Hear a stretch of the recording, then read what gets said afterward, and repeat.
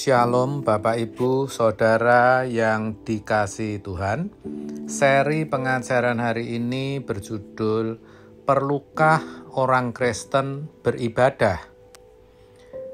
Kalau kita melihat realitas yang ada, sesungguhnya tidak sedikit orang Kristen yang tidak beribadah. Banyak alasannya. Ada yang karena kesibukan, keluarga, atau alasan pribadi lainnya. Orang seperti ini berpikir mereka sudah menjadi Kristen, pasti sudah selamat. Jadi pergi beribadah mereka pikir tidak perlu. Bahkan ada juga yang berkata, si Anu itu tidak pernah ibadah, tapi hidupnya juga diberkati Tuhan. Benarkah ibadah itu tidak perlu? Mari kita baca apa yang tertulis dalam 1 Timotius 4 ayat 7-9. Demikian, tetapi jauhilah tahayul dan dongeng nenek-nenek tua. Latihlah dirimu beribadah. Latihan badani terbatas gunanya, tetapi ibadah itu berguna dalam segala hal. Karena mengandung janji, baik untuk hidup ini maupun untuk hidup yang akan datang. Perkataan ini benar dan patut diterima sepenuhnya.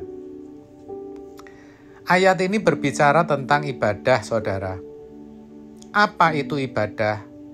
Dalam teks aslinya, bahasa Yunani dipakai kata latreia. Sedangkan dalam bahasa Ibrani, kita temukan kata avodah yang artinya ibadah, melayani, atau bekerja. Jadi yang namanya ibadah itu bukan terbatas aktivitas liturgi atau pelayanan di gereja, tapi juga melayani Tuhan secara pribadi dan bekerja. Dengan kata lain, menyangkut segala aspek kehidupan. Kalau saya boleh definisikan secara sederhana, ibadah adalah upaya mengabdi kepada Tuhan dengan cara mendekatkan diri kepadanya. Mendekatkan diri kepada Tuhan, maksudnya berusaha agar selalu bisa ada di hadiratnya, ada di hadapannya. Ini tidak mudah, bahkan lebih sukar dari upaya seseorang untuk beroleh gelar, kedudukan, atau pangkat. Lebih sulit dari mencari kesembuhan dan lebih sulit dari apapun juga. Maka di ayat 7 tadi dikatakan, latihlah dirimu beribadah. Jadi dibutuhkan latihan. Tentu maksudnya beribadah yang benar, yang sejati. Ibadah yang sejati, yang benar adalah ketika seseorang mampu mempersembahkan tubuhnya, maksudnya hidupnya, sebagai persembahan yang kudus, yang berkenan kepada Allah, dan yang sempurna. Dengan kata lain, ibadah yang ditandai dengan hidup yang kudus, hidup yang berkenan, seperti hidupnya Yesus, atau sempurna seperti Bapa. Ini butuh latihan, di mana di ayat 8 ibadah dibandingkan dengan latihan jasmani. Kalau kita perhatikan Ginting Sinisuka, pebulu tangkis internasional, sebagian besar waktu hidupnya hanya habis untuk latihan, untuk bisa beroleh juara, untuk menjadi pemenang. Ia rela tidak punya waktu bersama teman atau keluarga. Pokoknya, ia tinggalkan semua demi latihan. Orang Kristen juga sama. Kalau mau berada di hadirat Allah selama 24 jam, itu tidak otomatis, sebab kita harus pindah channel. Dari channel dunia ke channel ilahi. Pindah frekuensi. Dari frekuensi dunia ke frekuensi ilahi. Maka ia juga harus mau melatih dirinya, yaitu melalui ibadah. Itulah kenapa ketika ibadah, mestinya kita harus menyiapkan hati, jiwa, dan roh kita, supaya ketika kita ke gereja, kita sudah memiliki kehausan akan Tuhan.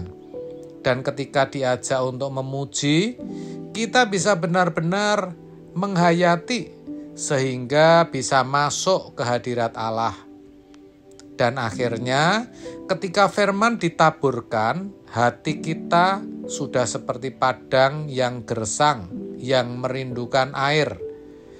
Sehingga firman atau perkataan, didikan atau nasihat dari Tuhan itu langsung terserap, membebat hati kita, memulihkan, membawa perubahan dalam hidup kita, bahkan menyelamatkan kita.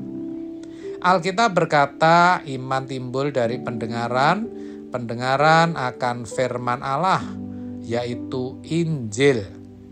Padahal Injil adalah kekuatan Allah yang menyelamatkan.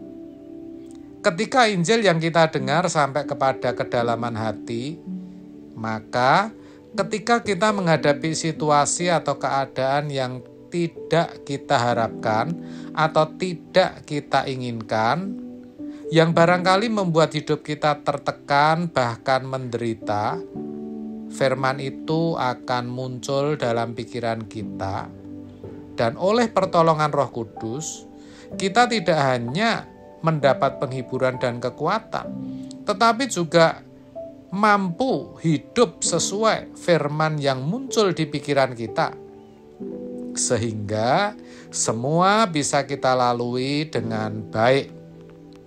Tidak hanya itu, ketika kita rajin menggumuli firman, hidup kita pun akan terus dalam pimpinan Roh Kudus, sampai Tuhan memanggil kita pulang dan kita diterima di rumah Bapa yang mulia.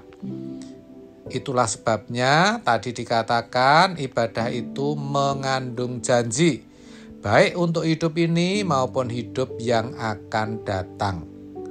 Kesimpulannya, orang Kristen sangat perlu beribadah, sebab melalui ibadah sejatinya kita sedang melakukan latihan supaya ketika kita ada di luar gereja, kita bisa tetap ada di hadirat Allah. Amin. Tuhan Yesus memberkati.